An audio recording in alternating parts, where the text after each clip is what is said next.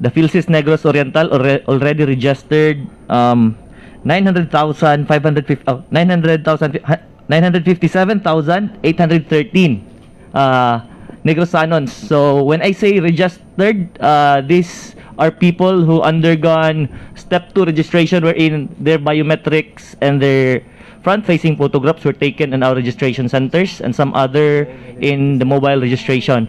The 957,013 encompasses 66.84% of the population of the Negros Oriental. So we surpassed already 50%, half of the population, which is 1.4 million. Due to this encountered delay, no, on the delivery and printing, of course, the PSA has come up with this strategy to issue a printable and digital ID as a temporary replacement or alternative to the physical ID. So